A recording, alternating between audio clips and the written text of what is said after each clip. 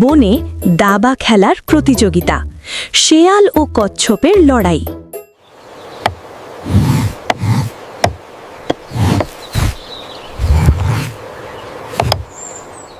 সব প্রাণী ভাবল জঙ্গলের দাবা খেলায় শেয়ালই জিতবে। দাবার লড়াইয়ে কচ্ছপ ধীরে ধীরে চাল দিল।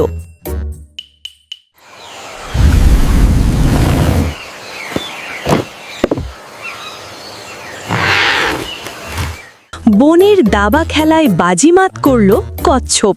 তার বুদ্ধির কাছে হাসি মুখে পরাজয় মেনে নিল চালাক শেয়াল।